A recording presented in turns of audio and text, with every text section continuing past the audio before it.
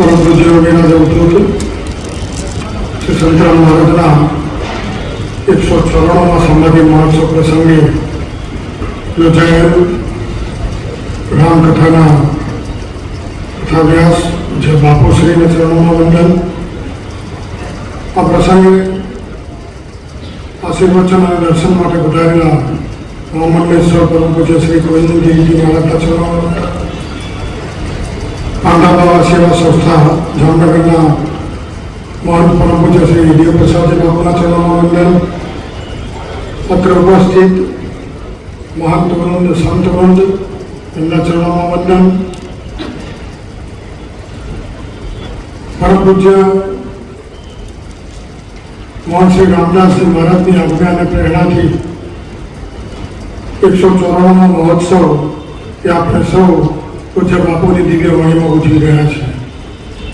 आ प्रसंगे अत्र उपस्थित मुख्य यजमान और मुख्य संतराम महाराज सेवक एवं भाई श्री देवांगभाई पटेल बहन नीताबेन पटेल एनो समग्र इको परिवार, अन्य उपस्थित सौ पूज्य चरणों भाइयों बहनों ने माताओं, घना वर्षों अध्ययन चिंतन और मनन द्वारा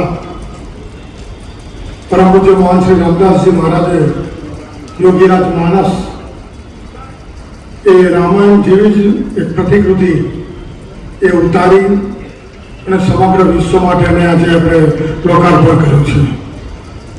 સતત અધ્યયન કરીને સતત ચિંતન કર્યું અને છેલ્લા 5 વર્ષની અંદર એમને જે પુરુષાર્થ કર્યો અને સંતરામ મહારાજે જે રીતે પ્રેરણા કરી એ રીતે જીવનમાં ઉતારીને આપણી સમક્ષ એક ગ્રંથ એ આજે ખુલ્લો મૂકવામાં આવ્યો। તો જે મહારાજશ્રી દ્વારા અનેકવિધ લેખન કાર્ય સંતરામ સૌરભ સંતરામ દર્શન અને અનેકવિધ કાર્ય એ પૂજ્ય મહારાજશ્રી દ્વારા સતત થતા રહ્યા છે। સતત સત્સંગ પ્રવચન એ નિત્યનો વિષય છે અને સવાર 3 વાગ્યાથી લઈને રાત્રે 10 વાગ્યા સુધી સતત સત્સંગ કરે છે એવા પૂજ્ય મહારાજશ્રીના ચરણોમાં ખાસ વંદન કરીએ છીએ। આજના પ્રસંગે આપ સૌએ અમારા આમંત્રણને માન આપીને સ્વીકાર્યું અને આપ સૌ સંતો મહંતોએ પધાર્યા એ બદલ ફરી એકવાર ભગવાન સંતરામ મહારાજના ચરણોમાં પ્રાર્થના કરું છું કે નડિયાદનગર એનું જે આજે કથાનું જે માધ્યમ છે એ સપૂત સાક્ષર અને સંત એ ત્રણથી આપણે કથા સાંભળીશું। એની સાથે વિરત માનસનું જે કંઈ ગિરનારથી ઉતરીને સંતરામ મહારાજે પધાર્યા ત્યાં સુધીનું ચરિત્ર વર્ણન છે એને પણ સાંભળીશું। એવું પૂજ્ય બાપુના ચરણોમાં વંદન કરી વિરમું। આપ સૌને મારા જય મહારાજ। કોઈ પણ ધરાનું મહત્વ છે, કોઈ પણ ધરાનું ધન્યતા કરવા છે કે એક ધરા ઉપર ધારા પ્રવાહિત થાય, પછી બહારની ધરા હોય તો ભલે અને ભીતરની ધરા હોય તો ભલે, પણ જ્યાં સુધી ધરા ઉપર ધારા પ્રવાહિત ન થાય, જ્યાં સુધી માણસની ભૂમિકાનું નિર્માણ ન થાય, ત્યાં સુધી કોઈ પણ ક્ષેત્રમાં આપણે એમને વર્ષ 2 વર્ષ 6 મહિના 12 મહિના આપણે હાલી ગયા એમ કહી શકીએ પણ પહોંચી ગયા એમ ના કહી શકીએ। આ સમયમાં ક્રિયાકર્મનું કદાચ મહત્વ જ્યાં સુધી હું જાણું છું અમારા ક્ષેત્રમાં ત્યાં સુધી એવું છે સાધુ સંતોમાં કે અગાઉ કદાચ ક્યારે આટલી ક્રિયાકર્મ નહોતા જેટલા અત્યારે છે, પણ છતાં પરિણામ નથી દેખાતું એનું કારણ રસાનુભૂતિનો અભાવ છે, ધરા ઉપર ધારાનો અભાવ છે અને ધરા ઉપર ધારાને લાવવાનો એક માત્ર ને માત્ર ઉપાય છે કે રામનું નામ અને રામની કથા। દેવતાઓના અમૃતની જે કલ્પના છે એ કલ્પના માત્ર ખડાની કલ્પના છે, એ કુંભની કલ્પના છે, પણ જ્યાં રામ કથાની વાત છે गोस्वामी जी कहे सोई वसुधा तन सुधा धराएंगे राम कथा तो पृथ्वी पर अमृतनी नदी છે. બેચારા ટીપા પડે ભાગાભાગી થાય દોડાદોડી થાય એ વસ્તુ નથી.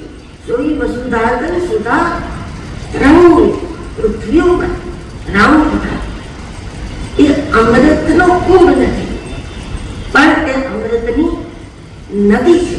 એ અમૃતની ધારા છે અને એમાં હાલી ગયેલા વ્યક્તિત્વથી નહીં પણ પહોંચી ગયેલા વ્યક્તિત્વથી જો રામકથા મળે तो दरेक श्रोताना अंदर रस प्रवाहिता उत्पन्न થાય. पूज्य मोरारी बापू और पूज्य संतगण, पूज्य जोड़ेगिरी बापू, उपस्थित सब कथाकार श्री भाई बहनों, संतला मंदिर परंपराओं गुजरात માટે જેને કહીએ કે આ પ્રકારના સ્થાનકો એ હંમેશા ગુજરાતની રક્ષા કરી છે અને એને જ કારણે ગુજરાત ઉજળું પણ છે.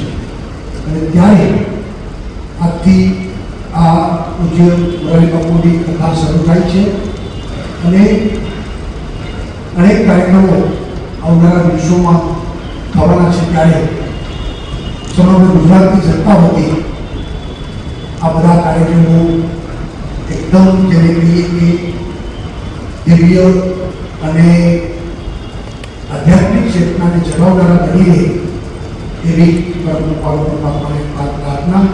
મને પણ આજે આપણા બધા વચ્ચે રહેવાનો મોકો મળ્યો. આયોજકોનો આભાર, ધન્યવાદ. मैं आपको अत्यंत जिम्मेदारी के साथ बतलाता हूँ. धर्म की पहली एडिशन भगवान श्री राम, तो धर्म की दूसरी एडिशन छत्रपति शिवाजी महाराज. छत्रपति शिवाजी महाराज का आदर्श रख के चलेंगे तो ही भारत बचेगा. And I can put it anyway that Chhatrapati Shivaji Maharaj is the only solution for all our problems. और इसलिए इस शिव चैतन्य को जगाने की, राम चैतन्य को जगाने की आवश्यकता है.